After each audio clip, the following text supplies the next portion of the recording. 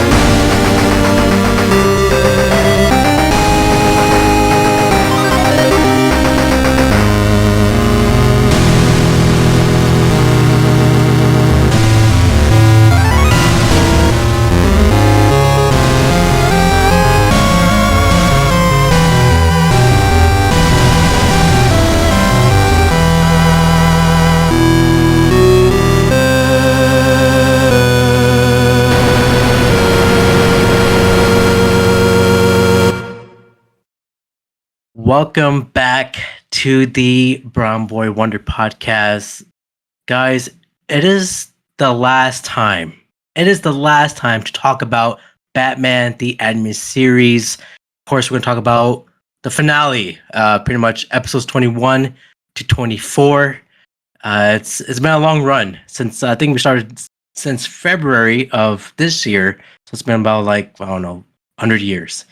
But let me bring on my guest here. My first guest, he is from the Grud podcast and Anthony Reviews. It is Anthony. Anthony, how are you doing today?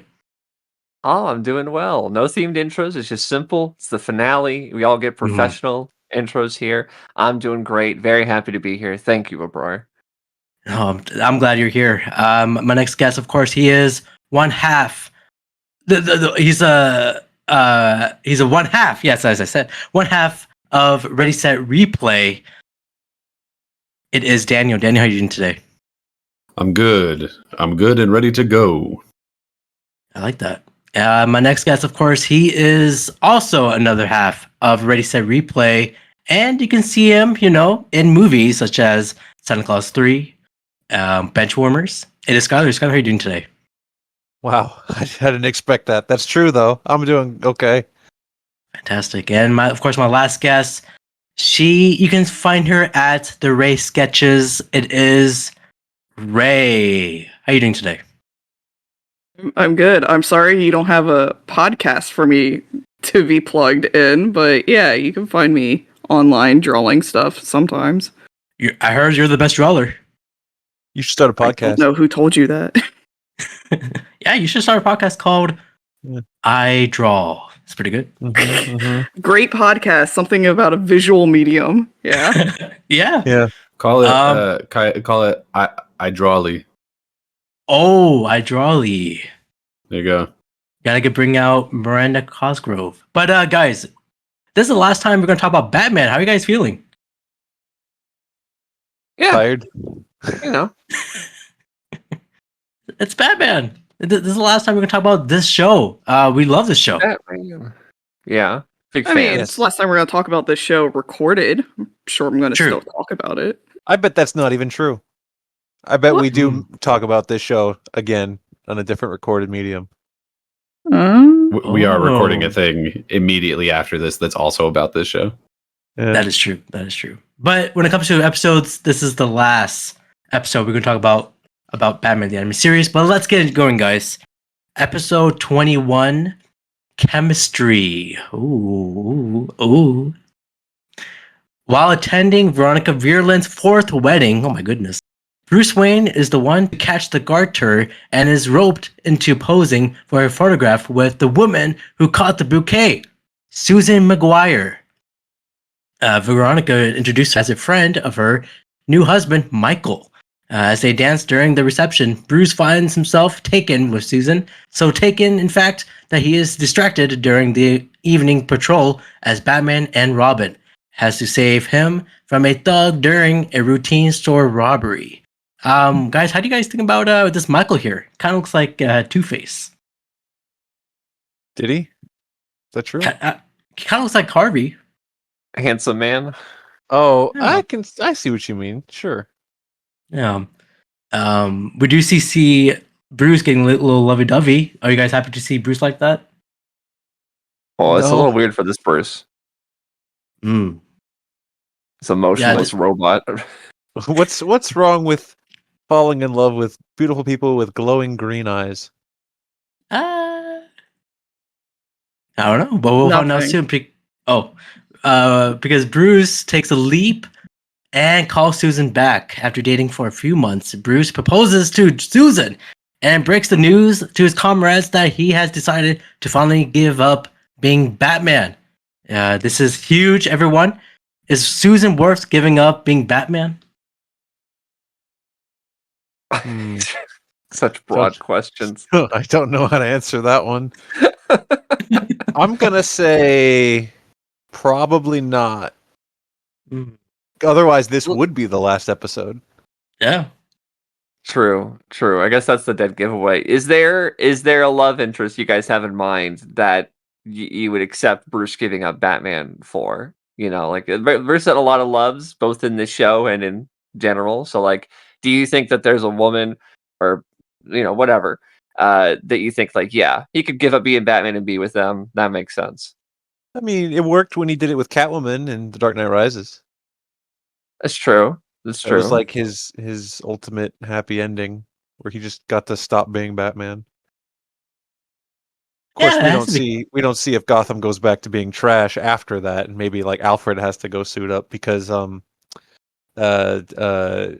Robin boy lost the keys to the cave. John Blake couldn't handle it. Yeah. Alfred has to step in. Yeah, I mean, the right answer should be Selena Kyle, but I don't see anybody else. Okay. I also Fair enough. don't know if he ended up with Selena or Talia. I don't think necessarily he needs to stop being Batman. You know what I mean? I mean, eventually, I guess, not like they already know that Batman thing. Right. True, You know what I of mean? course. I mean, I think if we're just talking about who Bruce could end up with, and I'd be happy with it, I think Selena's an easy go-to answer because they have shared experience being vigilantes, or they prowled on rooftops, etc. Talia, I think, is a little too okay with murder for Bruce to end up with, like, happily ever after. Oh, yeah. Yeah. But may I introduce you back to the crazy versus hot scale? I'm Yeah. familiar with it. Look, She I'm was just saying, smoking. some of Batman's friends get away with murder in this episode. So Sure. Nobody brings up Julie Madison. No. Oh, Power her. nerds. Is she a All good right. fit? Sure. Yeah. I mean, Julie Madison, canonically the first ever love interest for Bruce Wayne. That seems like a pretty good match there. Normal woman, not a crazy daughter of an eco-terrorist or a jewel thief, just a normal woman, right? No, so see, that's probably the best benefit. yeah. Normal's not enough for Bruce, because one thing that needs to be mentioned is the only way he'll ever truly stop being Batman is if he dies. Can't stop. Can't stop, won't stop. Can't stop. Can't stop, won't Addicted stop. to the Okay. Batman. So ultimately, the answer is no. There's no woman that could ever get Bruce to stop being Batman. It's just who he is. So he is. Mhm. A few days later, Bruce and Susan are getting wedded. Everyone is happy for Bruce except for Dick, who bets that it can only last for a few months before Bruce is back into the costume again. However, the wedding reception at Wayne Manor is interrupted by a phone call from Veronica, hysterically pleading for help and saying that there's something terribly wrong with her new husband. When her call is cut off with a scream, "Ah!" Bruce's impulse is to charge out of the house to rescue her, but he remembers Susan. She says she understands that he needs help. He needs to help his friend or her friend or his friend, and gives her blessing to go. We all need a spouse like Susan here. But this is what the next scene here is about to be a little graphic here. At Veronica's mansion, Michael is advancing menacingly on Veronica. She backs into a security vault in her bedroom and activates a grid laser security beams high enough to incinerate any thief. Michael smiles and walks straight through the beams, which burns holes in his skin that heals up within seconds. Gasping, Veronica screams again, and she is knocked out. This is crazy, guys. It's a little like Terminator 2. A little bit. Robert Patrick watching right. the Mars. Yeah. Why did she need that? She needs The a panic laser safe that can incinerate thieves. Why did she need that? Because she keeps marrying super criminals. Yeah, honestly. We're on track for a lot of dead air this episode. Yeah, I know. It's been a minute. Yeah, again, we haven't been recording Batman in a while, so don't worry. Once the episode starts rolling, we're gonna start talking. When Bruce arrives and the maze is ablaze, he manages to enter the vault and rescue the unconscious Veronica just before the house collapses. Would you guys save your friend from a building that is on fire? Which one? Which friend? How much? I How much wish fire? I wish there were people out there that could make compilations, and I would love a compilation of every question that Abrar has asked on this podcast that has been followed up by Skyler being like, "Excuse me." I asked a lot of deep and crazy questions. How about I'll make the complication yes. Mhm. But yeah, what do So you don't want which, an answer? Oh, Yeah, yes. What is the answer for the friend? someone else want to field this? No. Oh, Go on, Skyler. Which No, so- friend? Break it their down answer- for each one of us.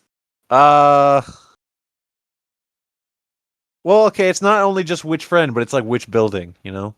Oh my god! Answer the question. You moved, so like if your building's burning down, like I don't even know where it is. In the same building. Oh, but it's a different. Ray, Anthony, yes. Ray, yes. Daniel, yes. Abrar, yeah. Okay. There's Okay. nobody currently here that I would let burn in the building alive. Thank you. I had that on record. I'm glad you're Okay. here. All right. At the hospital, Michael runs in saying he was in a business meeting and just heard the news. Bruce is a little sus and tells that Veronica will regain her consciousness in a few hours. And until then, he is taking the liberty of having her room guarded by police. As Michael leaves the hospital, Bruce orders Robin and Batgirl to tail him. They follow Michael back to the greenhouse and to report his mistress, Poison Ivy. Look, I wouldn't blame him. I get it, Michael. I get it. She scolds him for giving away her scheme too early, but he said it wasn't his fault. He bares his chest, reveals leaving sprouting from it, and says Veronica. Yes, it says Veronica says Veronica solves them. Deciding that Michael's disguise is no longer useful, Ivy rips off his outer skin like a dead leaf, revealing Michael to be a humanoid plant creature. Ivy remarks, "Yeah, This was like the Silent Hill movie. Pyramid Head rips that lady's skin off. dude, That's terrifying. dude." When I saw that in theaters, man, I was, Yeah, you I was were like I- you were like 6 or something. No, You should I not was have seen that in theaters I was 8. No, that part traumatized me. because you were Uh, 8. Yeah. Also, so like the scenery is dark, and she. Okay. Get in there. I don't know. Did your dad see it with you? No, I think it was my brother. Is he okay? Whatever. He's Wow, not. what a I don't think he's spoiler. old enough. Well, Ivy remarks that they'll have to step up for the timeable for their plan, the climax of which involves attacking a yacht cruise for the newlyweds that Bruce and Susan are going on. So this is our first introduction of Michael, the humanoid plant creature. What do you guys think about this photosynthesis? Why are you counting him like he's one of the villains we should care about? You should care about him. But technically, his introduction is at the wedding. It's the same guy. But we now know he's a plant. He's a plant. Did you didn't say this is our first introduction of the last poison ivy plant guy that she made? The one that I turned don't. into a big monster. I don't count him. He's so stupid. I don't count that guy. This is okay. But yeah, I think how do he's you a guys? plant. That's what I think of him. Okay. There's a plant in the audience. Thank you. There you go. After Ivy and Michael leave, Rob and Batgirl are attacked by some plants in Ivy's garden, and they accidentally find a chemical that destroys the plants. They take some of the remaining chemical to synthesize more as a weapon. On the cruise, Bruce overhears his fellow passengers talking in glowing terms about their new husbands and wives. The passengers are all wealthy, while their new mates are all perfect. So understanding of their spouse's needs or preferences, something is wrong. Bruce confronts Susan in their stateroom and demands to know more about her past, which she has been mysteriously silent about.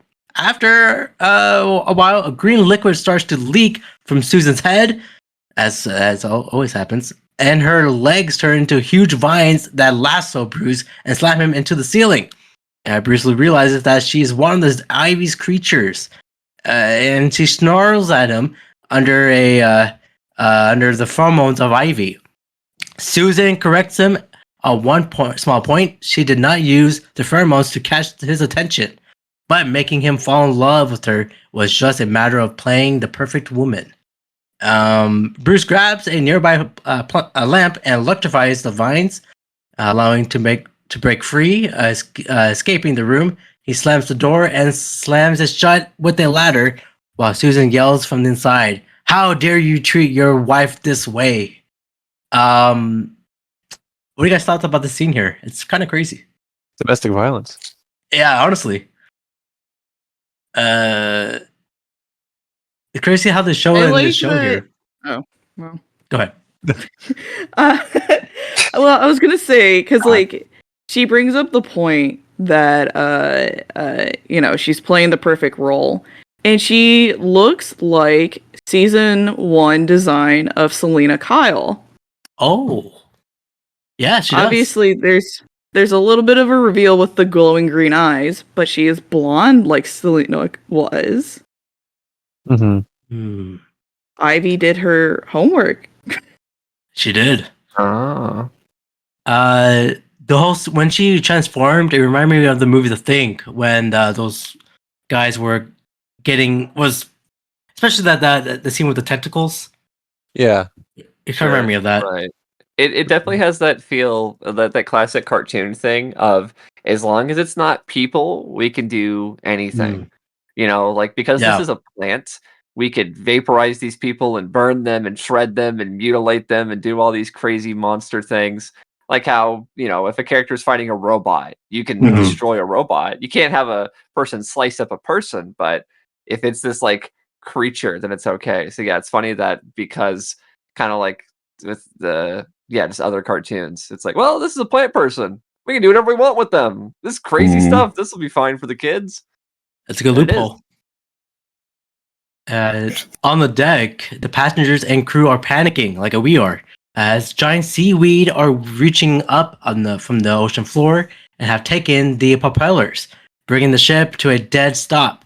Ivy and Michael board the boat and from a mortar launch, and Ivy informs the hapless passengers that she has made her perfect mates, who after their unfortunate deaths at sea will become their natural heirs to their fortunes.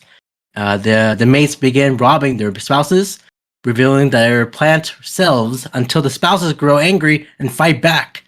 Do you think this is a good plan for Ivy here? I mean, it was working, wasn't it?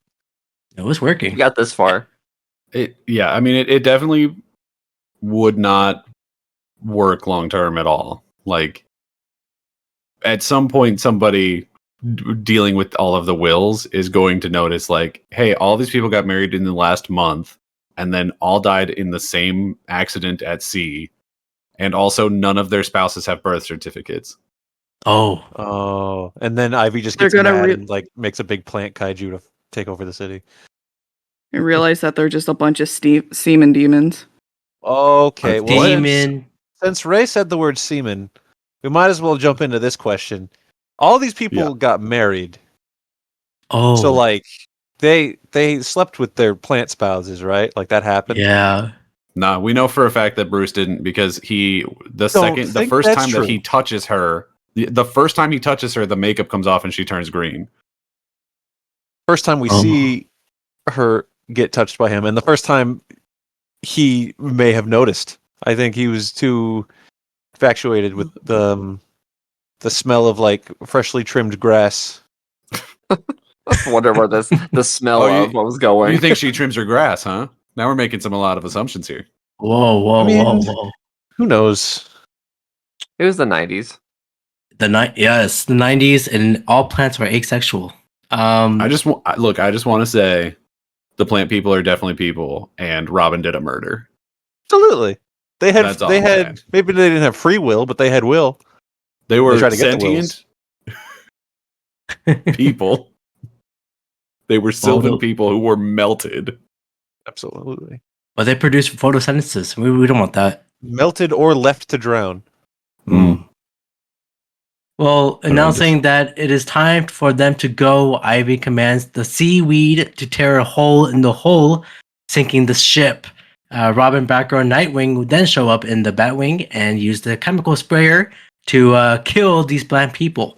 They also slip Bruce a batsuit in a backpack, and Bruce sneaks off for a minute to change.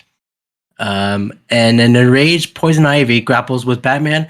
Robin loads the incident passengers onto Ivy's speedboat, and Batman tells them to leave without him. Eventually, Batman is able to throw Poison Ivy aside just as the yacht's engines overload and explode, breaking the yacht into two parts. It kind of reminds me of Titanic.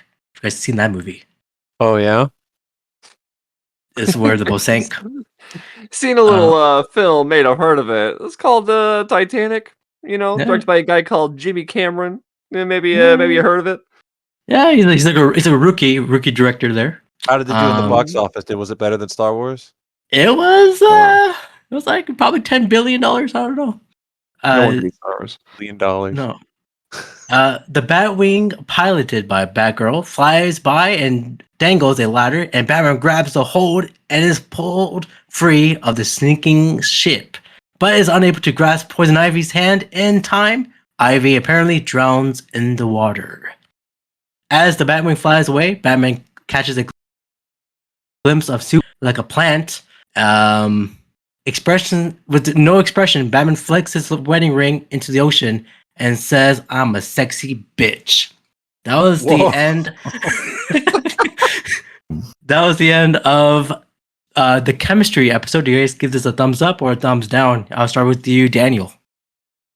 I enjoy Poison Ivy, and I like the plant people, and it's a pretty fun episode, but I can't condone Bat Family murder, so I gotta give it a thumbs down. Sorry, bud. Understandable. Ray, do you like plants in your house? I don't currently have any plants. This episode's fine. Done with that.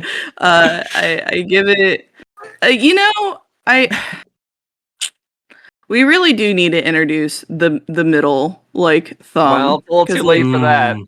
Well, towards the end here. I'm saying if we ever do something like this again, Sure. we need to have a middle thumb. Disagree.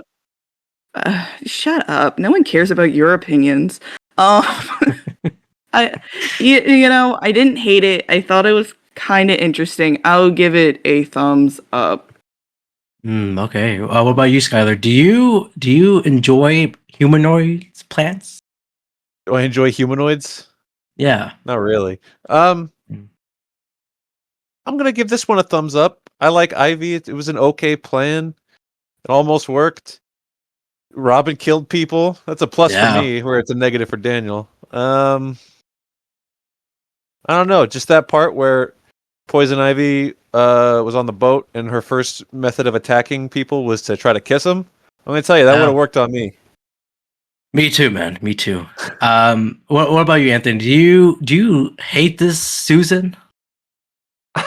Oh, this Susan. Oh, don't get me started on this Susan. Susan. I'm gonna go ahead and give this episode a thumbs down.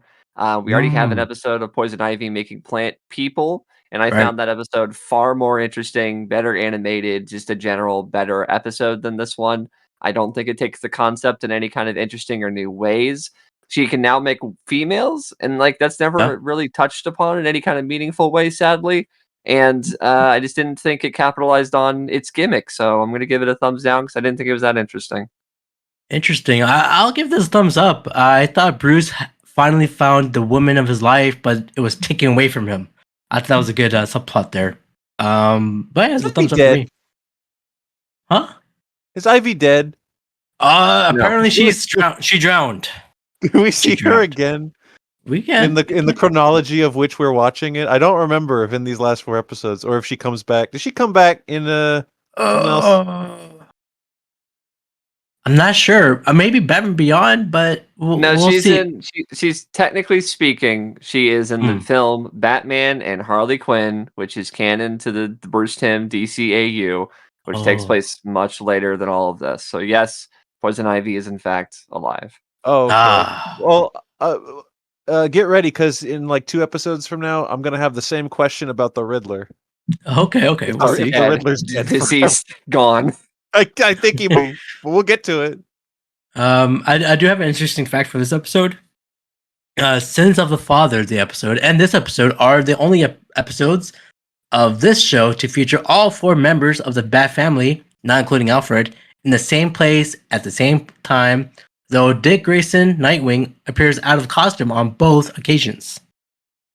That is There you go. interesting. Although how you phrased the whole Bat family, not including Alfred, a little hurtful. So not the whole Bat family. Yeah, come on. I thought you said the he's- Bat family, not the Bat family's help. Ooh. Oh, despicable behavior. I'm sorry. Well, let's get to the next episode. Episode 22, Beware the Creeper. And that is not me. Disagree.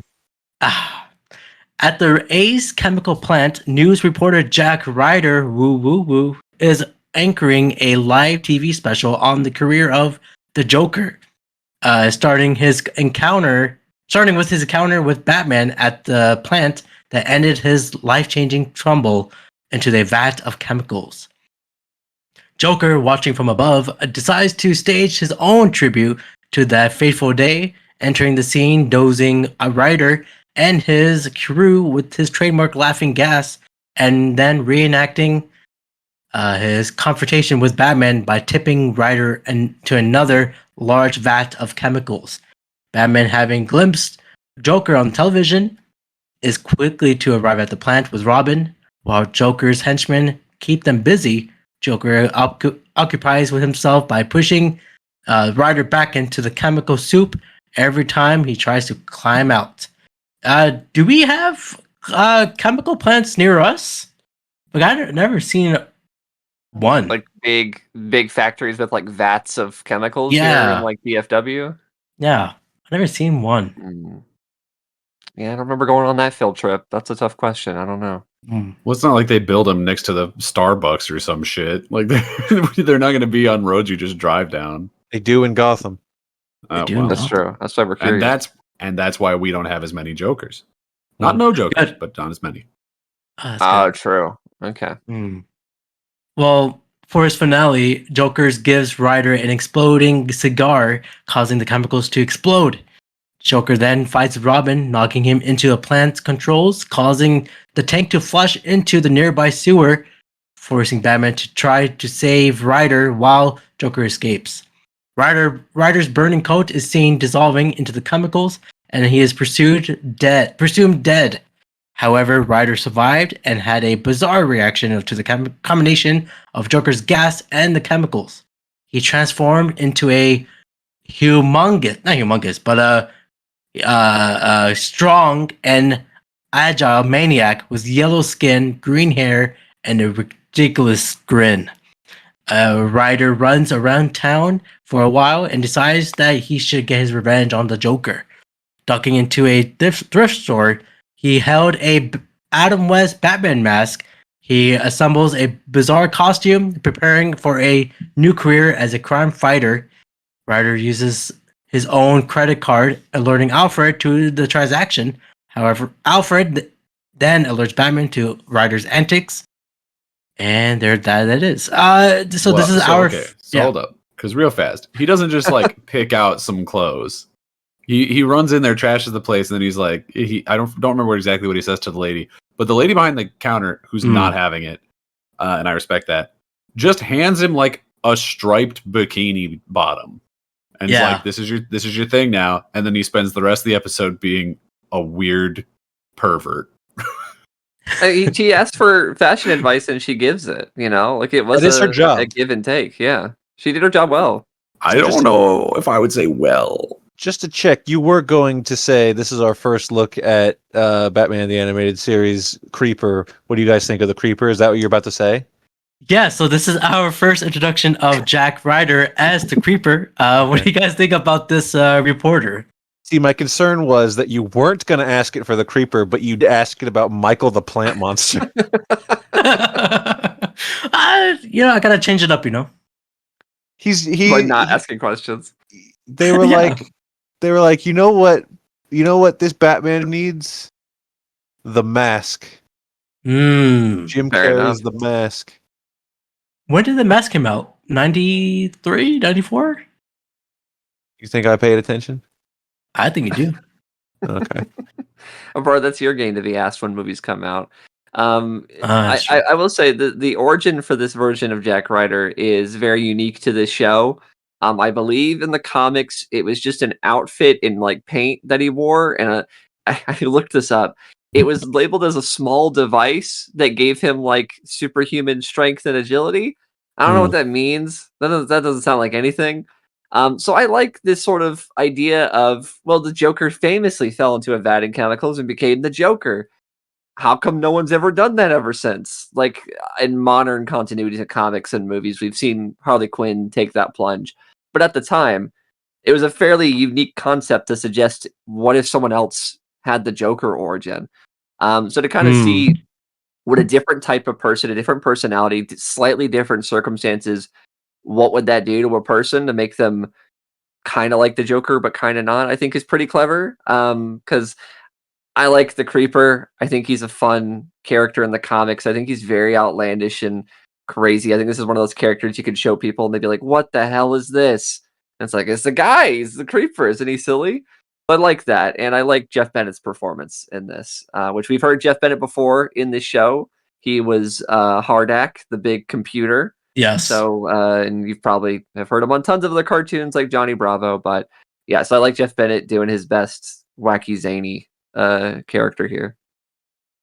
I think the best thing that this episode has to offer, like Anthony was saying, is we see Batman, the TV show showing how Batman created the Joker by having him fall in the chemicals, and then Joker terrorizes Batman, and then Joker creates the Creeper, and the first thing the Creeper does is start terrorizing the Joker. That's good. Good so stuff. Cycle continues. That works for me. But Creeper's a goofball. Get him out of here. You don't like his his thong? I don't like his thong. Yeah. No. His Ric Flair, big like feathery boa. Yeah. We need less Ric Flair in the modern era.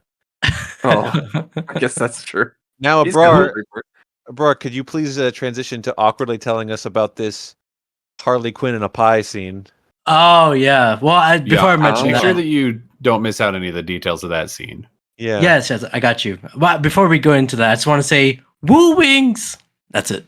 That's a reference for no one. That's yeah. no one. It's a reference to me. When I hear this back, I'm like, I get it. When are you going to hear this back? You don't even edit it. That's a good point. No, I okay. Well, he has to bleep out Ray saying semen earlier. Oh. No, Seaman's fine. Wait, which So Seaman? whenever Which semen? So Your whenever- semen or my so- semen? Who's semen? Wait a minute. When so I'm whenever yeah. whenever we want to make sure that Abrar goes back and hears something that we've said, we just have to say a slur immediately afterwards so that he has to go in and remove it. Well, I'm not gonna do that. No, Thank you. Well, definitely not like a racial slur necessarily, but Oh, like, yeah. you know, like semen. Oh, this slur my words. Okay. Back yeah, in when my I'm day, those drunk were like called Ray. curse words. When I'm 70 years old, I will go back to the Brown Boy Wonder podcast and relive this Batman series. You think you're making it to 70? I'm making to hopefully. I know you are. He was about to call his Absolutely. shot like Babe Ruth. What- Absolutely not. You are. Don't worry. I'll You're be there. lucky if I make it to 48. Please.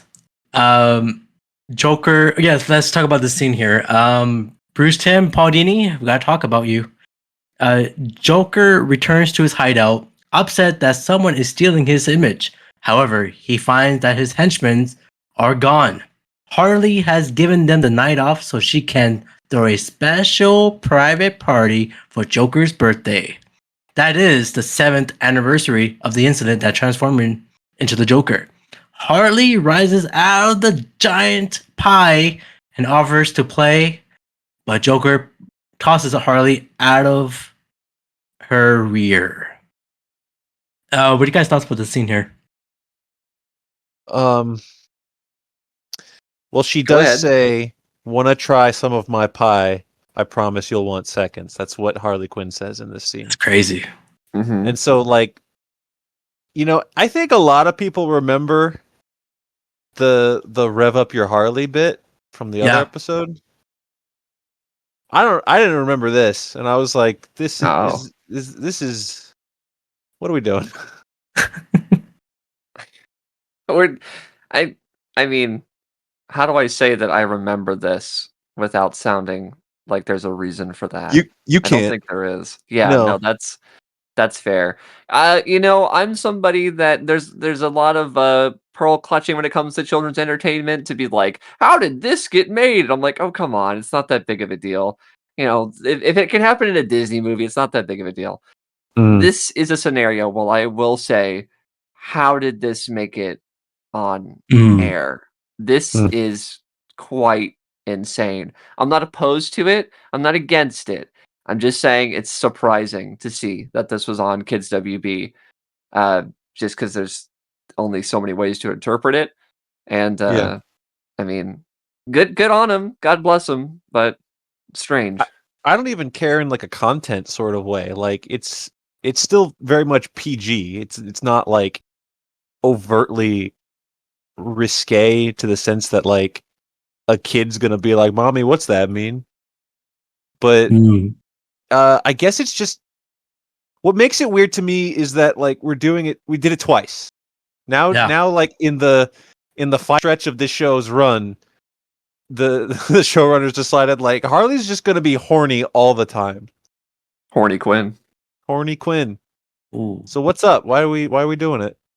I What's up, think Doc? I think they know this is like their last season of Batman, so they just let it all out.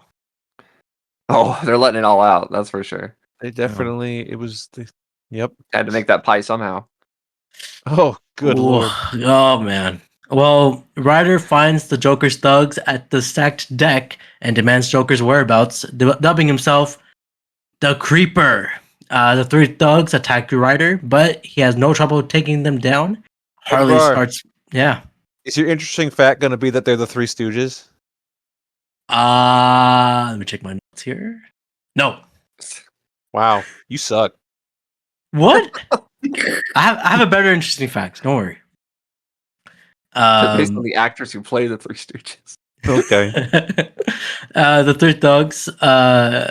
So Harley starts mopping outside the club when Ryder catches sight of her, Feeling intense attraction, he arouses her, demanding to know where the Joker is, and also her phone number.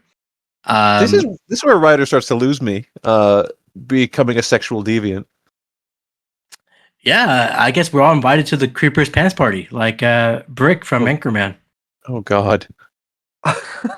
Is that why they made Harley so sexual to like justify it? Of like something about being near the Joker or involved with the Joker, it makes your hormones go crazy. Except for him, he doesn't seem to have any libido.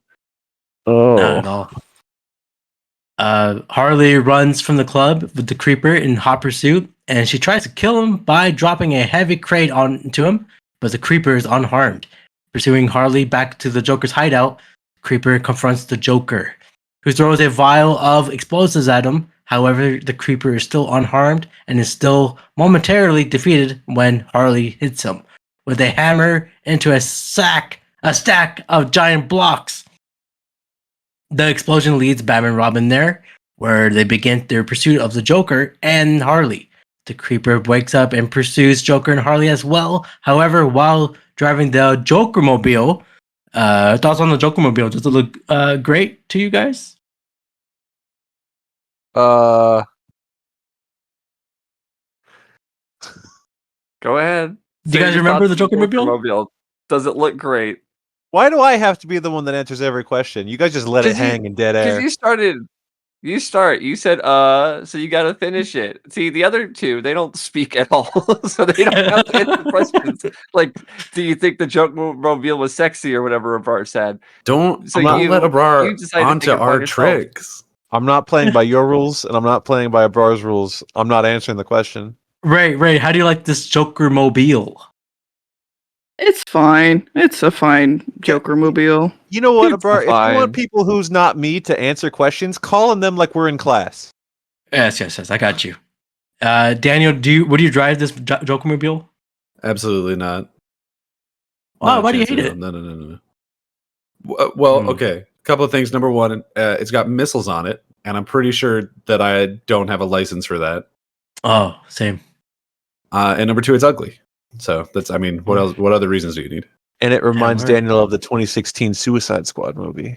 Oh, not a lot of big fans for that mobile. Well, the Creeper accidentally unleashes missiles behind him. The Creeper finally catches up with the Joker, although the Creeper's mania is benign. His methods are so extremely wild and frantic that even the Joker begs to be arrested. Great scene.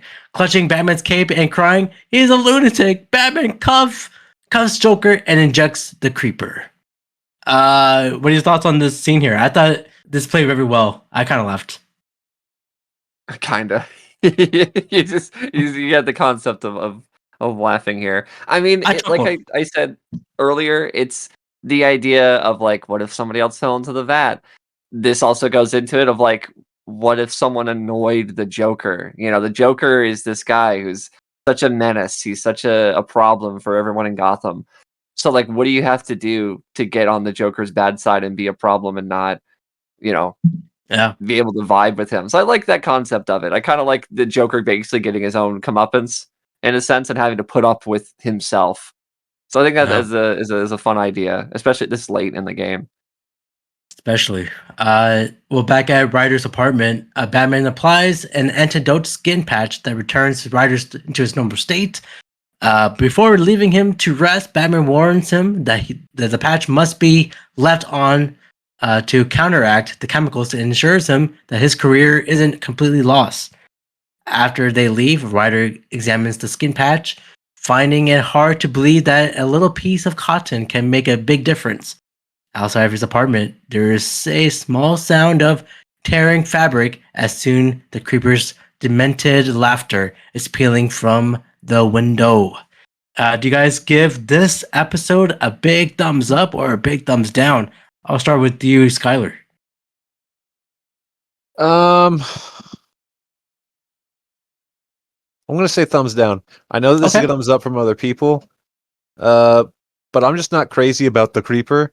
I don't really care about him. Like I said, I like the parallels between the Joker's origin and then what happens, what he does. But he just spends most of the episode like running through alleyways, digging through trash, and harassing women. Yes. And then the ending is just like, wear this patch, don't be crazy. He's like, okay. He immediately takes the patch off. Whatever.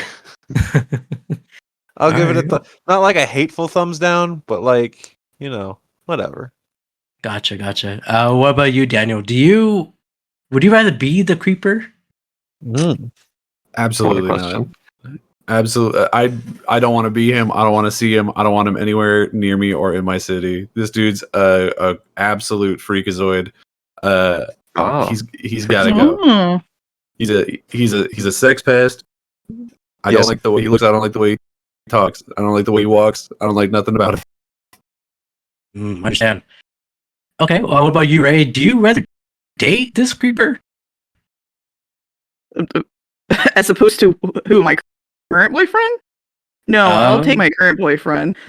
As opposed to the creeper. That being said, I like the creeper. I like this version of the creeper. I find him very interesting. So yeah, I like this episode. I give it a thumbs up. Okay. What What about you? Yeah, would you marry this creeper? How would I marry the creeper? As much as I love Jeff Bennett, I think he's one of my all-time favorite voice actors for a number of reasons. I don't think I'm attracted to the creeper in that way, so I'm gonna say no. However, I will give this episode a thumbs up because I do like the creeper as a character. I think this is probably one of the more interesting versions of the character across all of his various multiversal versions. So yeah, I think that's fun, and I think this is one of those sort of simple in and outs. We never have to see the guy again. It leaves the door open, but like you don't gotta come back if you don't want to. And that's exactly what we did. They did the creeper because he's a character, and they did what they could. And I'll give it a thumbs up for that. Yeah, I also give it a thumbs up as well. It's like another version of Joker, and I like to see that other side. This wacky sex pest Joker. Different version for him. Is it good for me?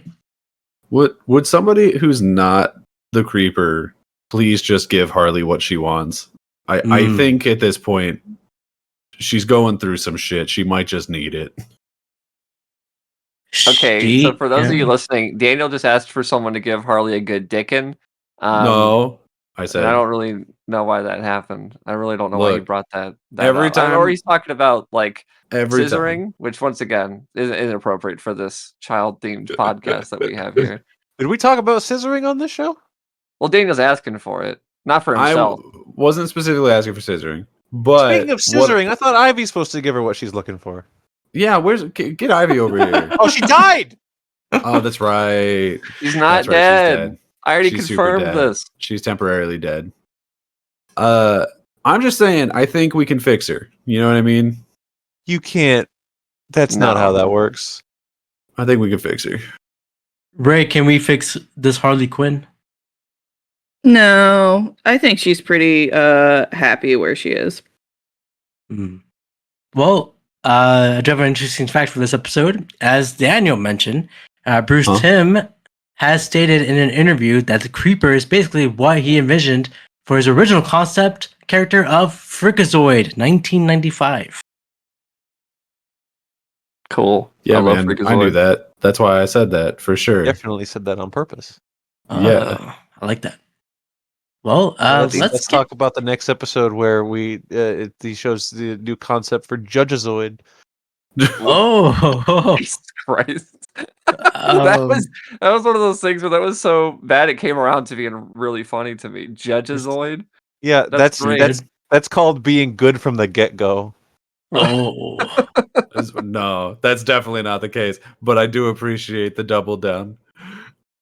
There we go. Well, episode 23, Judgment Day.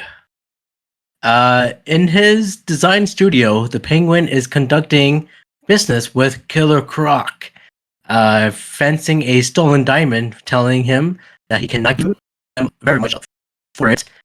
At the same time, Two-Face arrives and Penguin says that he was able to secure a better price for stolen goods.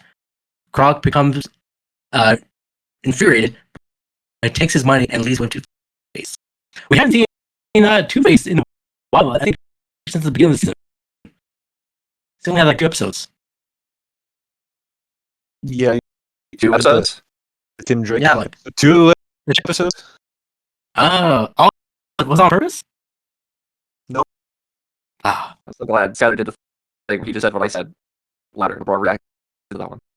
He was gonna walk right past it. He didn't even register it. I'm trying to help you. what did you say, Andy? I said the same damn thing. I said.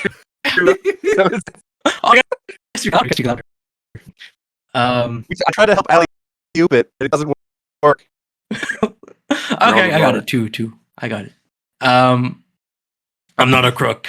As Penguin What? stashes the diamond and a wad of money inside, he is confronted by a tall figure dressed in a long black robe and wearing a wig. The figure accuses him of trafficking, but Penguin vouches for the how legitimate his business is, claiming to have no prior knowledge of the origins of the items. The man still proclaims himself as the law and finds Penguin guilty, swinging a sword at him. Penguin runs and calls out for his hench girls, only to find them tied up and hanging from the ceiling. He then makes a run for the back door and tries to unlock it while the pursuer sends a giant penguin model rolling towards him. A penguin statue runs over Penguin, knocking him unconscious. The next morning, the Gotham Insider reports the attack of Penguin, who is said to be in a critical condition. While Killer Croc hears this with relish, Bruce is not pleased. Councilman J. Is it Kokoron? I'll just call him Councilman. Goes on record publicly condone the actions of the vigilante whom dubs the judge, saying that justice must be served. Two-Face listens to this while flipping his coin. So this is our first introduction. Look at the judge. What do you guys think of the judge? Wait. This is our first introduction of the judge. What do you guys think about this Democratic Nazgul? I think when you were He's reading so proud of himself. I think when you were reading his physical description earlier, you paused for a second and said wig, and I'm going to assume that the rundown you're reading has the word barristers in front of the word wig, and you just were too scared to try to pronounce it. That's what I think. No. It did say something. Hold on. It said, if I can find it. Ceremonial wig. Oh, you got it. You too scared to say that? I just rolled with the tongue, But yeah, what do you guys think about this Nazgul? I mean, he's a judge, I guess. You know what? I'm going to ask a different question because it's a mystery who this character is, right? It's like, who is this masked character we've never seen before? Did anyone here watching this not know the reveal before it happened? Or did we all know who the character was? Before it happened? Like, did you go into this episode knowing, oh, yeah, I remember this episode, it's so-and-so? Or was it a reveal to you of like, oh... No. I went into this episode not knowing who the judge was, but then by halfway through, I was like, well, it's got to be this guy. And then it was. Yeah, I remember this Yeah. episode when I was a kid, or a long time ago. I do remember this episode.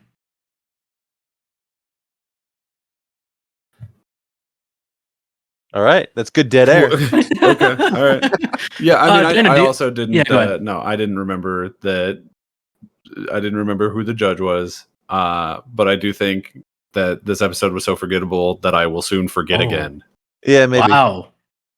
Ray, do you like this guy?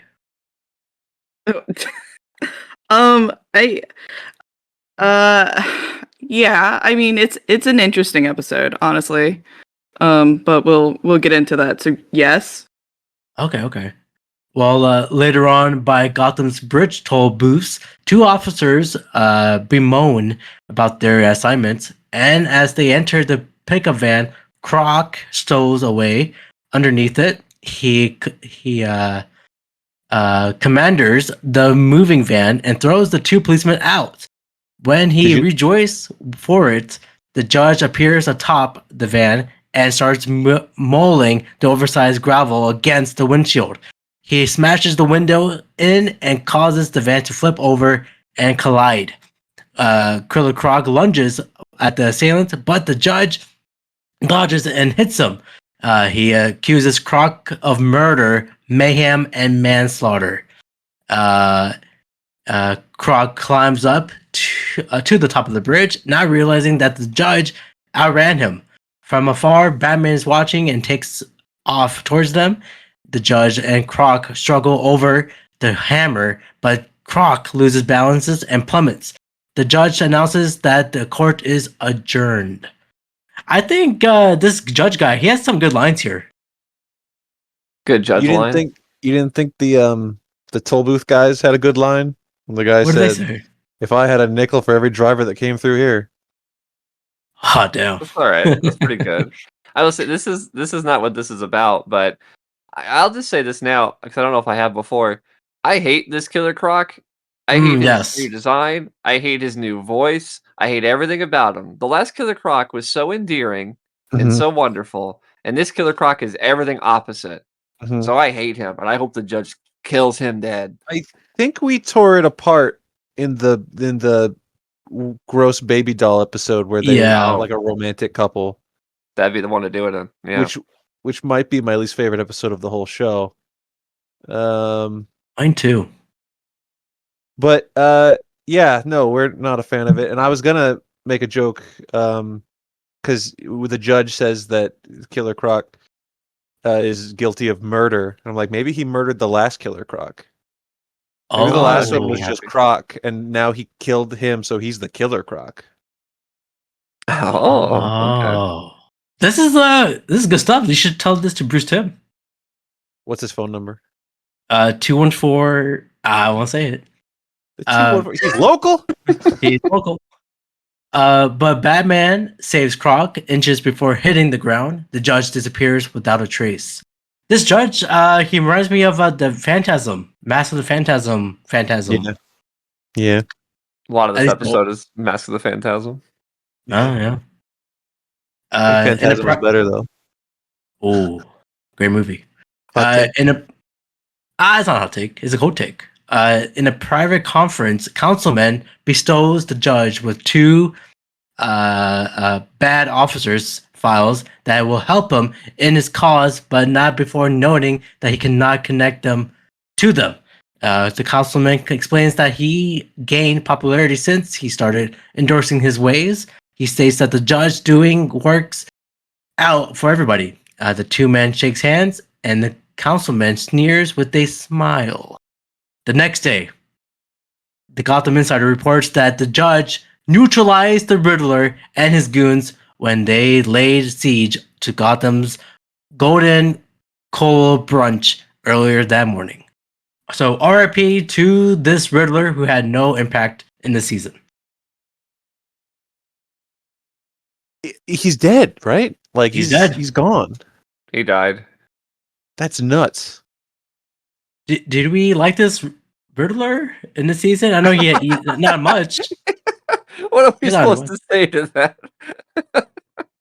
Yeah, that's true. There's not much to say about this guy. I think out of all the characters, Riddler has the most diminishing returns in this show out of any of them, right? I was gonna say, out of like prominent Batman villains, do we feel like Riddler gets the shortest end of the stick? Is he the most underutilized, sort of like poorly treated Batman villain?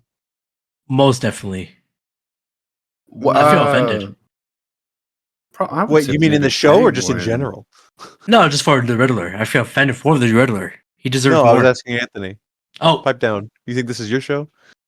I think they do worse with the Penguin. If I'll be honest with you, I think he's pretty well. That was going to be sort of my follow-up question. Is like lack of use similar to misuse in that case? So yeah, I can see Daniel's point of view on that. Penguin's in the show a lot, whereas He is. Riddler got 6 episodes. And something tells me, I don't know what it is, but because you hear John Glover's voice in this, but I feel like it was leftover dialogue that they just threw in.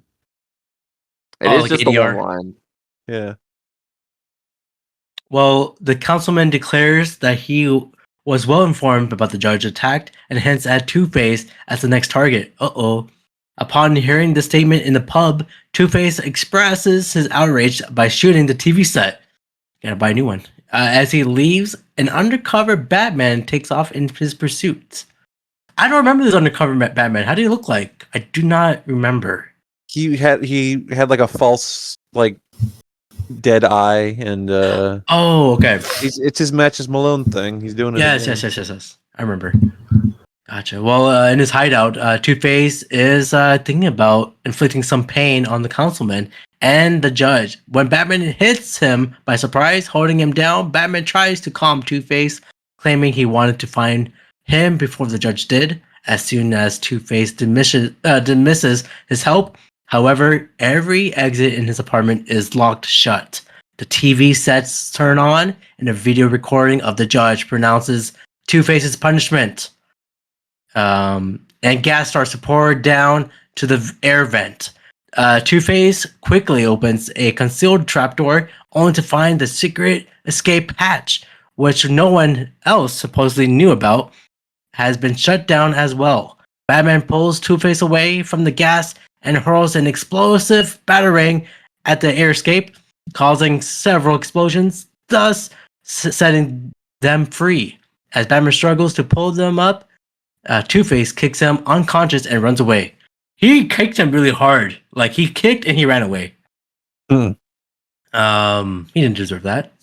Back in his office, Councilman is on the phone with the judge, who is expressing his aggravation over Batman's second interference and wants to deal with him. Councilman tries to appease him, stating that he has a primary next week and a fight between the two heroes who could be well for them. The judge hangs up on him without responding. At that moment, Councilman is visited by the Batman, who inquires about the judge's whereabouts. Councilman is, inclusive, and Batman declares he wants to apprehend him before he really kills someone. Councilman dismisses his concerns and states how the revolving door keeps putting criminals back on the streets. He goes on about the will of the people, but Batman leaves before finishing his rambling. Do you guys like the councilman's methods here? No. Good questions, man. There's something else. I mean, it's good for him, but not for the people. Correct. Wow. I don't know what to say. I'm Stunning sorry. political commentary. Well, in the This is what I meant at the underground, beginning when you said, "How's everyone feeling?" and I said, "Tired." Because we're at the finish line. How do I? that's what we do here in Brownboywonders podcast. In the underground parking lot, Councilman walks into his car while rehearsing his speech when he's interrupted by Two-Face. Councilman starts backing up and is knocked out by Two-Face's goons or gooners. Inside a courtroom, Councilman is tied to a chair and Two-Face interrogates him about the whereabouts of the judge. Councilman swears he doesn't know, like me. So Two-Face decides to make an example out of him. He tosses his coin and it lands on his hand with the good heads up. But then he flips it over on the back on his left hand, making the bad heads look up. He sees the result and he tells his gooners to get on with it, and they carry Councilman away. The Councilman reveals that he offers Two-Face kickback money worth $100K in an hour to spare his life. Two-Face declines, of course, saying that he should have been mentioned sooner so that he could have flipped a coin on it. Councilman is dragged away, begging for his life. But in the Batcave, Batman examining the judge's gravel he retrieved from the police inbound As Alfred comes in holding a serving tray on a closing examination, Batman discovers that the mallet is actually the Marshall Award, a trophy bestowed annually by the Bar Association to the judge or attorney for excellence. When he pulls down a list of past winners, Alfred examines and shocked, and upon recognizing one of the names. Who could it be? Harvey Dent. We'll see. Back at the courthouse, Constantine is blindfolded and is tied to the base of the statue of Lady Justice. As Two-Face's thugs pull out their guns to murder him, Constantine tries to offer him the money Two-Face had previously rejected it, claiming that there's even more money if they let him go. However, the goons are discouraged by the thought of betraying Two-Face. Suddenly, they see two magnetic cuffs being attached to their wrists, disarming and binding them together. When they try to run for the exit, the judge is blocking their way out and draws his sword.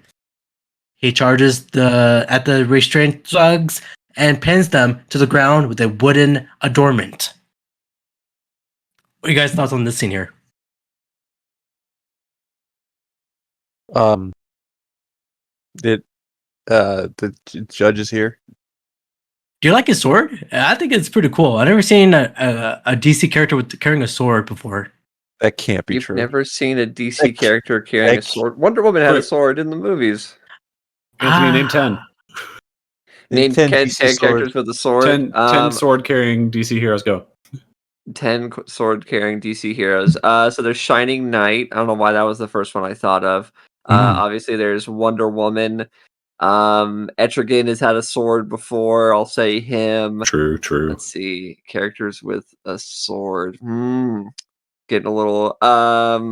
Green Lantern's made swords before. Does that work? I was I'll going to take it. I was gonna say Sinestro made a sword in the movie. Sinestro's made swords. I'll There's count those two as one. Azrael, when he's a good guy, he has a sword. There we go. Of course, Azrael. That's That's a perfect 4. answer. Halfway there, living on a prayer. DC characters with a sword. Okay, this is...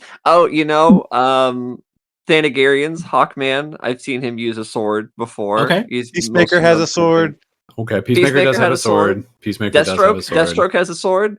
There we go. Damian Wayne has a sword. Damian Wayne has a sword. Batman Ra's al Ghul has a sword. Batman cut up Clayface with a sword in the video game. I am Batman, surprised it Ra's took al Ghul. us this long to get to the ninjas, to the hundreds of ninjas and Katana. samurai. Katana has a sword. Katana has a sword. Watch out for a sword. Zatanna used a sword recently. Oh, She did. She had a sword stabbed through her. It was a magic sword. Okay, no, Magic's in the other company. But she has a sword. But she's not here. Magic She's when she disqualified. crosses over with the DC universe. Just recently they did a Marvel DC crossover and Deadpool was in it. So Deadpool, he had a sword. We've hit 10, surely. Well, yeah, like a minute ago. All right, thank you. Yeah. End of podcast. So fuck you, Abrar. Yeah. F me, yes. All right. I didn't know there's so many. I mean, I remember Azrael from the video game, but yeah, there's a lot of sword carrying DCs. But you don't remember Peacemaker? Yeah. Is that what you're saying? Yeah, I don't remember. For those who have watched the latest episode, I know it's probably going to come out next week, but that's a crazy episode. Everyone should watch Peacemaker. Abrar, don't go to that world. I am not going to that X world. Something tells me that the Brown Boy Wonder podcast wouldn't do too well in that world. No, I'll probably be kept in the dungeon somewhere. Every have time to an protect episode the gets bar. released, they go, "One got out." Yeah. And they catch him every time. I would not be there. Well, the councilman who has managed to take off his blindfold goads the judge to kill them as they sure were about to do it in him. The judge replies that the councilman is no place to judge others, and he is also a transgressor of the law and swore to uphold. As the judge prepares to execute the councilman, he is disarmed by the batarang. Batman jumped in and is about to reveal the vigilante's identity when the judge hurls 2 cuffs at him. Batman is restrained and fights assures. Though he even uses both of his hands, Batman is able to knock out the judge down. However, the judge is not defeated and hurls yet another pair of cuffs at Batman's feet. While he reaches for his sword, Batman pulls out his grappling gun and reels himself up. The judge jumps on his back and the 2 guys fight. Batman finally manages to shake off and the judge plummets to the ground. Batman takes the keys from the unconscious body to uncuff, worried for his reputation, and that news is slush flood would come out. The councilman pleads for Batman's help. Batman declares that it's worse than he thinks, and then he unmasks the judge. The councilman is shocked to find out that the hero he endorsed was none other than... You go ahead, Daniel. You go and say the name of the judge. Michael Chiklis. Michael Chiklis as Two-Face. He's not a sword, he's a shield. Oh, He played almost the exact same character on Gotham. Is what that joke is. Pretty much. I would know that because he always says guilty. I was expecting, like Mr. Toad. Mr. I Toad's was Wild expecting Ride. literally any reaction from the only other person in this room that I know has watched the show, but unfortunately, he stonewalled me like a bitch. He said yes. Only after I had to bring it to him. No, I knew I was gonna. Okay, I was gonna bring it up anyways. Bro's never I seen like The this Dark show. Knight. I've seen That's the. true. Okay, do not put that on record. Whoa. I've seen The Dark Knight. It actually got him. As the police and reporters enter the building, Batman exits while leaving. The councilman lost for words. When you guys first saw this episode, were you guys like, "Whoa, it's Two-Face"? I already answered this at the beginning, so Yeah. What about you, Ray? Were you shocked to see the Two-Face as the judge? I don't remember my first ever reaction to this. No. Ah, damn. I'm assuming I was a child, so probably, yeah, I was probably surprised because children are dumb. Yeah. But watching it this time, no, I remembered the reveal. Yeah, I think everyone did. All right. Well, the next day, Bruce is reading the newspaper about the councilman's indictment and about his loss of the primary. While Alfred tries to make sense of what happened, they concluded that the judge was a third personality, separated from the rest, that Harvey Dent had unknowingly created in reaction to Two-Face to fight crime. Pretty deep storytelling here. it's so funny that they did the Psycho ending Yes. in the room with the monologue, but they gave him a third voice. He didn't need it. I liked it. A personality so separate, even he tried to kill himself without knowing it. This explains how the judge knew about the escape hatch to Two-Face hideout, because the judge knew everything about Two-Face except that he was Two-Face. Ooh, Halloween episode. Alfred pities Two-Face and wonders what would happen to him now. As you mentioned, Skyler, in Arkham, Two-Face is sitting in a cell, standing in the trial. Inside his mind, once the judge asks him how he pleads, Two-Face repeatedly declares himself guilty with a haunted look on his face. There's nothing saving Two-Face now. Is this a thumbs up or a thumbs down? I'll start with you, Ray.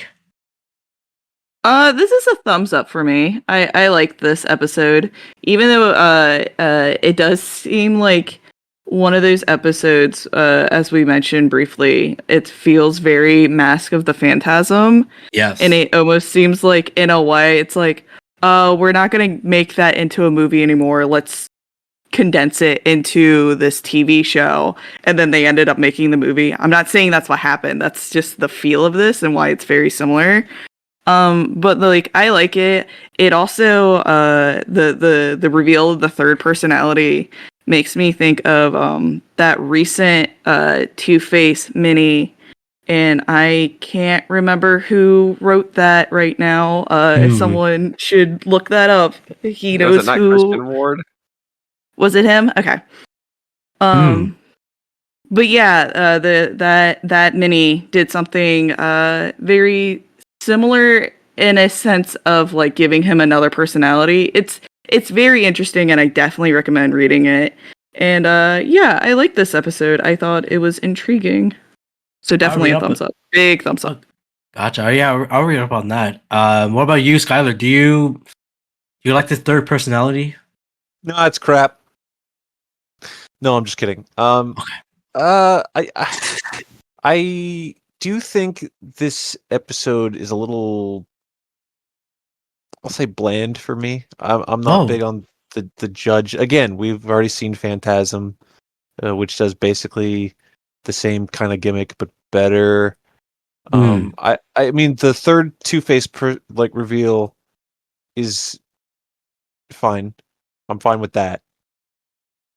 But I don't know. You know what else it felt like to me? It felt like this is the battle royal on a wrestling pre-show where we just get all the goobers in.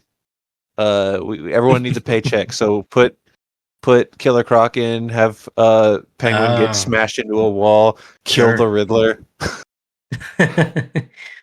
Okay, I understand that. Like a battle Andre the Giant battle royal, like it's not really needed. Gotcha. Yeah. But as far as like the Two-Face thing goes, I don't know. I really liked the Second Chance episode. The reveal at the end of that is Two-Face kidnapped himself. Yeah, and that's really good. It's like the opposite because he's trying to kill himself, but it's a little derivative in the sense of like the reveal is it was Two-Face and we didn't know again. It's like, all right. Yeah, they should only do one episode of that, but yeah, they made two of them. They did two. Oh, is that on purpose? Anthony, say it but louder. Oh, it's like two. Oh, is it on purpose? Nice bracelets. Thank you. What about you, Anthony? Do you not like this episode? No, I think it's fine. I agree with things that were said prior to me about Mask of the Phantasm and the idea of Two-Face's psychoses breaking down further and further. I do think that it's probably the weakest Two-Face episode, but I still think that that's stronger than a lot of other episodes for villains. So I didn't really love this episode, but I found enjoyment of it and the ideas behind it. So I will give it a moderate thumbs up. Gotcha. Yeah, I'll give the thumbs ups as well. Daniel, do you have anything else to say about this? Did you give it a thumbs down? I would give it a thumbs down. I just kind of think it's not a very it has some interesting ideas, but I think in execution the episode is just really boring. Like it just doesn't really go anywhere particularly interesting for me.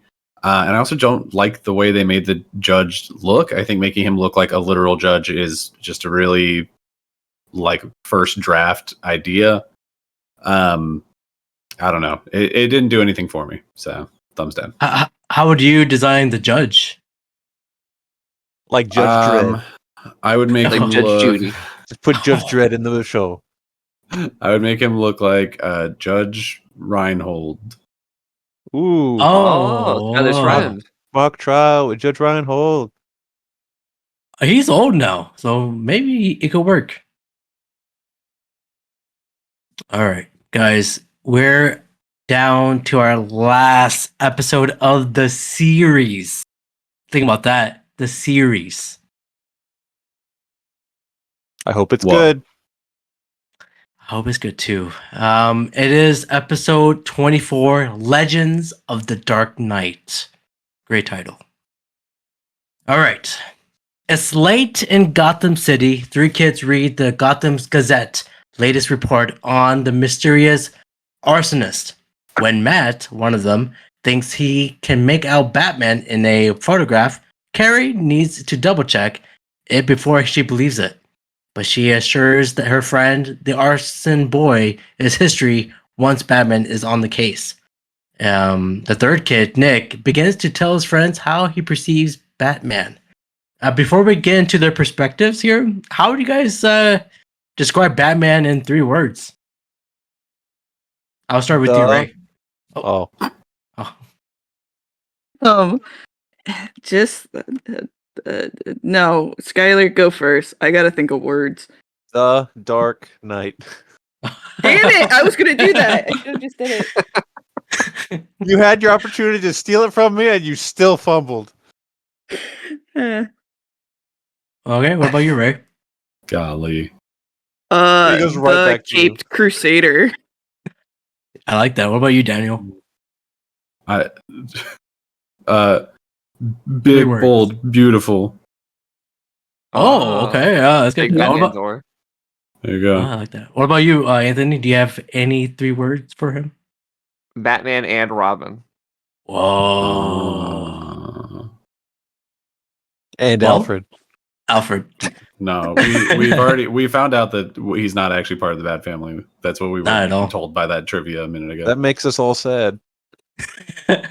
Not as sad as Alfred. Alfred I'm deserves. just as sad as Alfred. Alfred's okay. I've been treating him nicely recently. Remember when he had to cancel the pizza? And that look that Oh. he gave right afterwards because he was in pain? Wow. Yeah, that's it. That's it for all you. For anyone crazy enough to be watching this on YouTube right now, that's it. Abrar's doing his best impression. I'll cancel the pizzas. Oof. All right. Well, Nick. Oh, hang on. What are your 3 words, Abrar? Yeah, My 3 words. loser. Cancel Three the words pizza. No, and cancel 3. the pizzas. Cancel the pizzas. All right. No, my 3 words are. Oh, you got me on the chokehold here. You had your out. We gave you your out. I Could have ended on a joke and we could have moved on. And you're like, no. I messed up. I'll just say, yeah, I'll say the pizzas are canceled. No, you can't now. You wasted it. Okay, But move okay. on regardless. Well, Nick says he's like a giant pterodactyl beast with big fangs and talons. When he sees a bad guy, he swoops down from the sky and carries him off. Skeet, skeet. Oh no, a screet, screet. Carrie is less than impressed and drags Nick back into reality. Matt then tells that his uncle actually knows Batman and that he's really nice and funny. Carrie dismisses this version as well, but allows Matt to explain himself. Matt says, Matt's uncle, a guard of the Walker Music Center, sits back at what seems a quiet night until a radio signal is cut short and replaced by a maniacal laughter. Joker boosts off his plans and theory and exclaims the comedy is finished. Brighton, the guard, says he's better stay on his toes. Nick cuts short stories Matt, derailing his humorous statement, better stay on his toes. Matt dismisses it as the way the uncle tells the story and continues with the story. As a long story here, the guard checks on all the locks and doors in the music center. When the Jack in the Box is thrown through a window, a Joker face pops out and gasses the guard. Desperate for fresh air, he unlocks the door upon which the Joker and the 2 henchmen enter. The Joker heads straight for the ukulele and pings a note and expects his henchmen to applaud. He then walks into the guard and steals his keys, joking that strings never were in his section and he was much better on his keys. But instead of unlocking a display case of a key, he just smashes it with a priceless ukulele, as he already picked up a valuable manuscript in the case, and shadow looms over him. Batman and Robin enter and explain how they figured out his clue. The comedy is finished. It's a line from the famous opera Nope. See, nope. We let go so many other mispronounced words, but we're gonna sit here until you pronounce this properly. Pagalochi. Pagalechi. Hey, Abrar, name a type of pasta. Al Pacino. Pagalechi. Yeah, it's Pagalechi. And Joker was about to steal their original score. Joker orders his gooners to fire at the dynamic duo and Batman and Robin takes them on. Running from the fight, Joker climbs up a ladder and throw a saxophone around Robin. I'm sorry. A spaghetti sauce. A spaghetti sauce around Robin as Have Batman. you seen the word saxophone before? No, it's not saxophone. It's S. Surely it's sousaphone. Saxophone. Yeah, sousaphone. Okay. Sassafras. Sassafras. Sassafras. As Losing Batman my sees goddamn mind. as Batman sees his young friend in need, he is distracted. A henchman hits Batman on the head with a giant turning fork. Joker is very pleased and orders his men to tie them up. Do you guys like this 1960s Adam West Batman nostalgic scene here? Well, first of all, I don't even think you mentioned that it was in that style yet. Did you say that? I didn't say that yet until now. Okay. All right. Second of all, everything in this set is credited as 50s Batman, 50s Joker. Why is that? Because I also assumed it was supposed to be. I thought it was 60s. But it's not. I'm like steaming right now. It's very Silver Age Batman. One would argue that the 50s era of Batman comics is what inspired the 60s era of Batman television. So a lot of the wacky, zany sort of ideas from comic books come from the 50s onward. So that's what they'd be paying homage to more so than the television Batman would be the comic book Silver Age Batman. Why are you steaming? I asked a question. I gave you your time to shine. Don't steam. I don't know. It's just we've reached the end of the show, and it feels like you've learned nothing about the comic books of Batman. And so what's to learn about comic books? This is Batman. Anything? I don't know. I just figured you would have picked something up between now and then, but no, I guess not. It's just like you know Batman existed as a comic book, right? Like, so when you see 50s Batman, why did you just assume of like I didn't exist then? What are they talking about? When I saw the thumbnail on HBO Max, I was like, oh, they're doing like an Adam West like Scooby-Doo type dealio, but then it's like, no, we're doing 50s now. It was Abrar that was like calling it 60s and stuff. Sorry, it is 50s. It is 50s. One of the cool things I liked about this was the voice cast for it. It's pretty much all retro voice actors. Like the voice of Batman was the original voice of Space Ghost, not the Coast to Coast era, but like the OG Hanna-Barbera actual Space Ghost cartoon. So it helps give that sort of like retro sort of cartoon vibe, which I really liked. Which when we get to the next segment, they sort of do the inverse of it, which gives it a very kind of new, fresh, modern take on it. I guess so. This is supposed to be a story that they're telling of like my uncle saw Batman and Robin, and this is what happened. Right? Would you guys believe that this happened in this universe at some point in time, or is this guy's uncle completely making it up? This first one I would believe. The next one, no. Well, the next one's impossible, technically. Yeah. The dumb bitch put herself in as a self-insert OC, okay? There's no way that one happened. That's what she did. I mean, I think the big piano thing is it could have happened in this world. I mean, Batman's got the big penny, right? So crazy stuff happens. Sure, yeah. The Joker made every fish look like him so that he could have IP rights to fish. I mean, I also want to point out, talking about voice actors, I immediately clocked Michael McKean as the 50s Joker. Abrar, what do you know him from? You know him from a lot of things, but I cannot think right now. Oh, okay, so nothing. You know him from nothing. No, he sounds familiar, but I just don't remember the product. He was in a very popular like TV drama that everyone loved, like fairly recently too. Yeah. Brother of the main character. His eyes, he's going crazy. I don't want to say Seventh Heaven. Better Call Saul. He's a brother. Yeah. Oh, did you say Seventh Heaven? Yeah. Well, Seventh Heaven was wrong. That's pretty good. He was in Spinal Tap. He was in Smallville. I was just gonna say he's DC royalty. Wow. Yeah. He plays Perry White on Smallville, and then he married Annette O'Toole in real life. Probably before the Smallville thing, but I'm just saying it happened. for the All reference, right.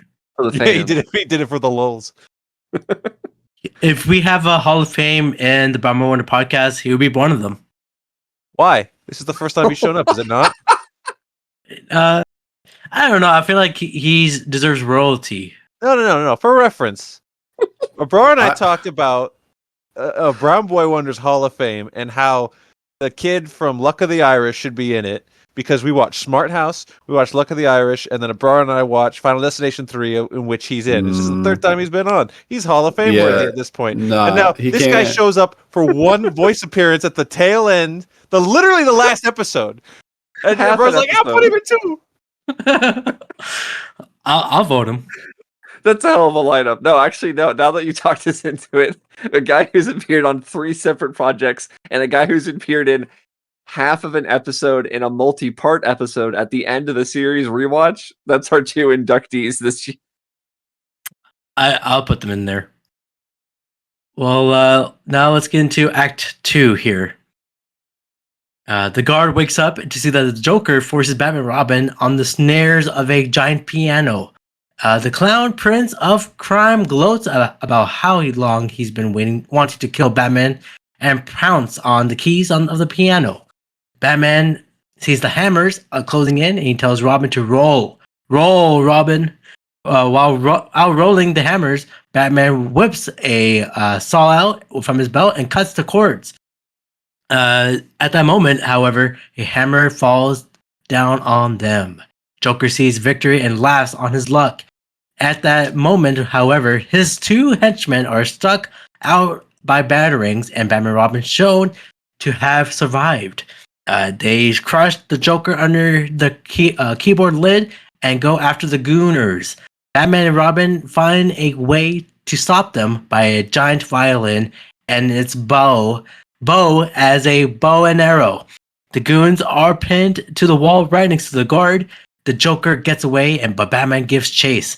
He jumps on the giant saxophone that's on a wheel tray and closes in on the Joker. He traps him in the horn of the sax, and in that moment, he blows it. The Joker is defeated by the loud sound. Deafened by the loud sound. When the sax crushes into a humongous flute, Joker is capitulate. Yes, he nailed into the harp and is trapped into the snares. Batman then tells the guard to call the police and shakes Robin's hand. He concludes, "Well done, old chum." Let's say before I lose my voice, let's say we grew up on Adams West Batman, that era of Batman. Would we like the new dark era of Batman? I mean, I it's hard to say that not having that experience, but I mean, Yeah. there's tons of people that did grow up on that, and by the time Batman '89 came out, they loved it. Mm-hmm. So I'd assume we'd be in that boat because I mean, right now I love Goofy Batman and Dark Batman. So considering I love both now, I think I would have been susceptible to any form of Batman. Yeah, I guess.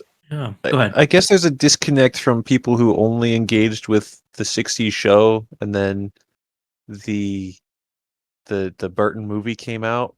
They'd be like, "Oh, this is too dark." I mean, McDonald certainly wasn't happy, Mhm. but I mean, as far as the comic books go, it was a progression. Like, it didn't just happen overnight. Whereas, like, he beats the shit out of people now. He hurts people. He hurts people. First people. He hurts people. I don't know, because that's the different tone of Batman. Because you're so used to, if you're watching the 1960s ones, I feel like you're so used to the wacko stuff. I don't think the older crowd will like the Tim Burton era. Not the older crowd, but culturally, they were ready for it, clearly. You know, with stuff like Dark Knight Returns taking over in '89 and all that stuff. Like, clearly, as a society, that's the Batman they were ready for. And Skyler's somewhat right, where it's like they were sort of prepped for that. If you had been reading the sort of Neil Adams, Denny O'Neil era of '70s era Batman, you were sort of building to the Bronze Age, to the Crisis sort of period, where it's like, okay, yeah, this is more of a Batman that's more of a character versus as this animated thing sort of pays homage to the more zany and out there and wild version of the character. So, Right. but I think that's in terms of this episode, a wonderful demonstration of just how different Batman can be. I think one of the most beautiful things is you can look at both of the shorts in this show and say, that's Batman. Like unequivocally, Yeah. that's Batman for both of them. I think that's a good way to kind of show this character and its evolution. It is an old character dating back to 1938. So yeah, that makes sense for a new version of or different Did he- versions of Batman. Did he get that year right? Is it 38 or 39? I think it's 30. No, we have to fact check him. Please fact 39. 39. Okay. What? Abrar, you're stupid. Ah. Oh, we made it all the way to the last episode. Well, Nick and Carrie are struck by disbelief and dismisses the story because Bat's uncle was unconscious. Idiot. Matt still defends it, but the others are moved on. They walk past a thrift store where another kid, Joel, overhears them. He's excited about the Cape Crusader, all the muscles and tighter rubber armor, and a car that he thinks that can drive up walls. Nick laughs at the thought. Matt then sees one of their hangouts, the cozy corner, is burned down, and Joel informs them that the mysterious arsonist is to blame. Carrie and Nick rushes in to see some clues, with Matt following. He suggests that they'll leave, but Carrie counters that Batman wouldn't leave either. Nick asks her how she knows, which she leads him to tell her tale. All right, there's a doozy here. A girl Robin hides behind a corner, eyeing the mutants on the other side. One of them captures her, and the other asks her where the bat is. Right at that moment, the two large arms grabs him and pulls him through a wall. The other one pulls a gun on Robin and threatens to kill her. Before he can do anything, Batman descends from the ceiling directly above the mutant and crushing him to a lower floor. There he violently interrogates the frightened mutant into revealing his leader's whereabouts.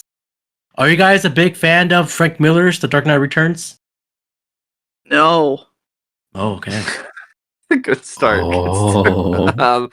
I'm also not a huge fan of Frank Miller's The Dark Knight Returns. I really like Batman Year One. I love that book. Yeah, I'm not a huge fan of Returns. I will say, because the animated movie split it up into two parts, so I will refer to it as such. I like the first half of the story, which this does depict with the mutant leader, more so than the second half. So like I like that they adapted this, and I love the line that said, but overall I would not consider myself a Returns fan personally. What about you, Daniel? I've actually never read it, so I have no idea. Oh, you never read? Oh, have you at least saw the animated movie? At least? Nope. Oh, I mean, I wow. recognize it. Like, it's iconic enough that Right. you see it and you know what it is. But no, I've never read it. I've never watched it. I know the gist of it, but no. Oh, interesting. What about you, Skyler? Do you hate this? My answer is the same exact thing as Daniel's. I haven't engaged with it. I mean, I've Wow. always known of it, and you know the imagery from it. Yeah. When this came on, I immediately clocked it. I was like, okay, the second story is Dark Knight Returns. Cool. Yeah. But also to say like, oh, we're gonna go with the bad art style. Oh, wow. I like this. Frank Miller's here. Because, well, I didn't read the comic, but I did watch the movie because it had Bryan Cranston as Commissioner Gordon. So I like that part. That's why you That watched was it? Year One. That was Your one. one. Oh, okay. Yeah. Gotcha. Yeah, I love that This- year one then. I will say both this episode and the movie have Michael Ironside as Batman, and I think that's cool. I think it's a cool choice for an old Batman. Mm-hmm. Old, like muscular, big Batman too. All right. Old. All right. That's good. That's good to know. So Abrar, what you're saying is you like Batman v Superman? Dawn of No, Justice? I You like don't. that? You I do. don't. You like it? No, I don't. I You don't. told me. You told me. You When? liked it. When did I said this? When it came out? Just before we started recording this episode. I did. Well, why are you saying lies right now? I never said that. You said Whoa. that a lady was in the movie theater with you being very loud and obnoxious, and then you said, hey, to her. You said, hey, I like The Dark Knight Returns. No. And then she, Okay. You're remembering it wrong. He didn't say that he likes The Dark Knight Returns. He said I like Batman versus Superman better than The Dark Knight. That's what he said. No. Yeah, that may have been part of. Yeah, he said it's my favorite actually. Do you like the might be part common. where Batman wrestles the big guy in Poopy in this? Did you like that part? Well, we're about to get into it, but I do want to say, Goo. I do want to put on record that I want to say that I have seen The Dark Knight. I have seen Tron. And you liked it, and you liked both of them less than Batman v Superman. True. I've seen no. Let's talk about this. You're trying to get brownie points from me and Daniel by wearing your Tron hoodie. I fucking see you. What? It's a shirt. Whatever. I like Tron. You're like, oh, Come look on. at me. Look at me. I've got a Tron shirt. I used to have a Tron USB until I lost it.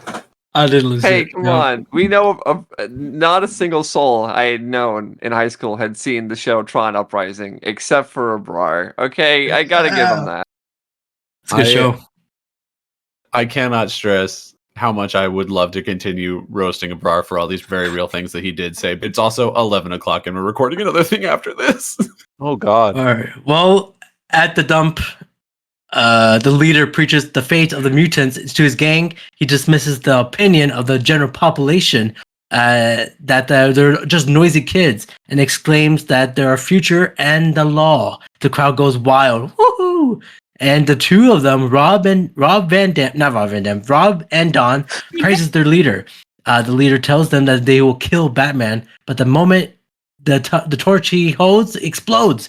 From the distance, an ominous rumble rises from the cloud of dust. The mutants fire their weapons at the tank that inches closer, but the bullets fail to cause damage. Batman returns fire with rubber bullets, which prove much more effective as they take out majority of the mutants.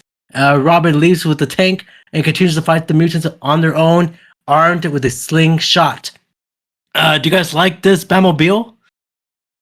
It's huge. The big tank. It's the big Yeah. the comic book that this is based on. You need this for the zombie apocalypse for sure. Oh, but Marvel did zombies, not Batman. Ah, damn it. Well, the leader. That might happen. The mutant leader steps in front of the tank and calls out Batman. The two fight, and the couple of them blows end up in the mud. The mutant leader gains the upper hand, attempts to drown Batman. The mutant Act leader has three. the upper hand. The leader pushes Batman further to the mud, waiting for the air bubbles to stop. Robin fires several pellets at him with her slingshot, distracting the Johnny enough to allow Batman to have a chance to get up. Now Batman is stronger and faster, and as Rob and Don note, their leader is losing. Batman pulls the leader out of the mud and breaks his back. He's dead. Nick and Matt are in awe and Carrie's pleased that her story is the best. Matt picks up his flashlight, of which he had made of a custom bat signal with a Piper cutout, and tells them that they're had to head home. It's late. On their way out, they see a shadow flying through the air, one similar to one on the photo they saw in the newspaper earlier. They follow it into an abandoned movie theater, believing it is a secret headquarters for Batman. But instead of Batman, he finds the arsonist Firefly. Carrie recognizes him as he decides to warn Batman with Matt's flashlight. After a few seconds, however, the battery goes dead, and Firefly catches them. He ignites the firebombs and he planted this in the cinema and prepares to make his getaway when the real Batman arrives. Though Matt at first thinks he alerted the Dark Knight, Batman tells Firefly that his bosses quite easily gave away he would be. Firefly enraged Batman, who quickly disposes of his fire thrower and flame saber. Firefly escape is stopped by Ebola around his feet. At that moment, more explosives erupt, and the kids find themselves trapped. Batman throws an explosive batarang at the wall and allows the kids to escape, while Batman leaves with the bound over his shoulder. Moments later, firemen and police arrived. Detective Bullock arrives, and the first thing he sees is Firefly left dangling. The kids, the ones who alerted the police, walk off, each claiming that their experience proved his and her Batman story is true. Do you guys give this last episode of the series a thumbs up or a thumbs down?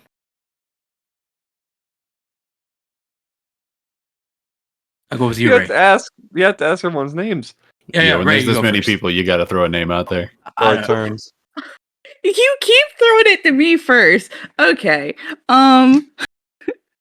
I do like this episode. It at first it started and I was like, this is a little weird for it to be the final episode. And then you actually watch the whole thing and it's a nice homage to the past and to Yes. the future. Despite there being a character in this story I really don't like, I did enjoy this episode. Is it the girl Robin? Yes, I hate Carrie Kelly. Okay. Oh. Known hater of women, Mm-hmm. Ray. Mm-hmm. Mm-hmm. Well, what She's about you, alive. Skyler? I'm in the pattern that you always go Ray and then me. So what's up? Oh, sorry. Yeah, I think this is a cute thing to do, especially us watching it last, where it's like look at Batman throughout, different iterations. There's the old Batman and there's the scary Batman. I think it's weird and kind of lame that they only did 2 stories and then he beats up Firefly. I mean, Yeah. I get like the kids need to see him, like, oh, he's cool. We saw him do something, but I feel like him stopping a criminal, like holding up a drugstore really fast at the end, would have done the same. But they decided we needed Firefly one more time. We had to hit the Firefly quota, I guess. Honestly. I'm not crazy on that, but like it's a cute thing that they did. I give it a thumbs up. There we go. And what about you, Daniel? Do you enjoy this episode? I do. It's a little bit different than some of the other ones. We've had at least one, maybe 2 other episodes where it's a kid trying to describe something or being the lead of the episode. This is, I think, by far the best of those. And yeah, I think it's interesting little, callbacks, homages to previous iterations of the character. I think they do a decent job with them. No notes. I do think it's maybe a weird place to end the whole show instead of some sort of finality for the characters that we've grown up with. Like, I think the show probably should have ended with something that involved like the whole Bat family doing something, like coming together. I don't know. So this is maybe a weird last episode, but I do think it's a good episode. So thumbs up. So, Gotcha. but the last one to air was Mad Love, right? Yes. That's at least the last one on HBO Max. Yeah, it's on HBO Max. That's the last episode. But I feel like this should be the last. Okay, well, you're wrong, I guess. Hey, come on now. What about you, Anthony? Is this the episode you'll remember forever? Yeah, I give it a thumbs up. I do think that it works as the final episode because I don't think every show needs a finale necessarily, especially in this world where like Superman the cartoon is still going on and Justice League wasn't out yet, but like there's clear intentions to continue this universe and these characters. So the fact that the Batman legend continues, there will be new tales of Batman to be told. There'll be new concepts, just like how this show was a new interpretation of Batman. Someone else will come along and tell their own interpretation of Batman. I also liked the Joel Schumacher reference. I thought that was cute. Yeah, I do like this episode quite a bit. I do kind of agree with Skyler that like you would assume a 3-part story would be a bit more fitting, but I think whittling it down to 2 does allow for a good amount of time for both of the stories to be told.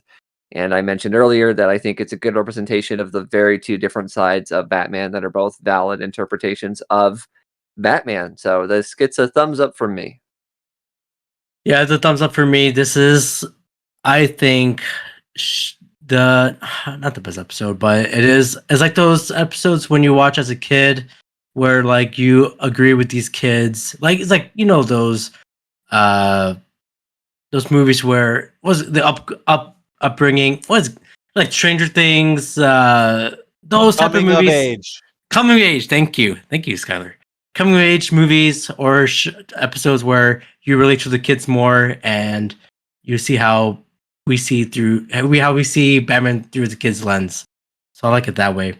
You like it because the Young Bucks were in it. Uh Those two kids' names were Nick and Matt, you said. they were, yeah. Oh. Interesting.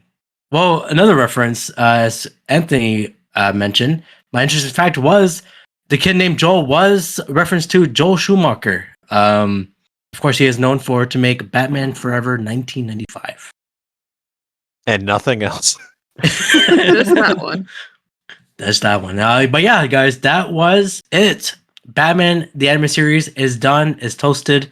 It's over, guys. But of course, we're going to talk about Batwoman later and our top fives. And of course, the tier list later on. Just 3 more episodes. I'll just talk about Batman, the anime series. But Ray, where can they find you?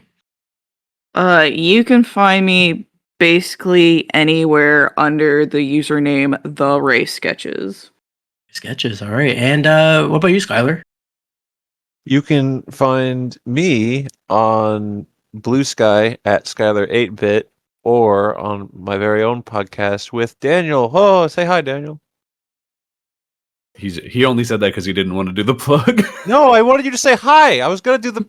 Oh, you can follow us on YouTube, Spotify. It's called Ready, Set, Replay. This guy, he ruined it.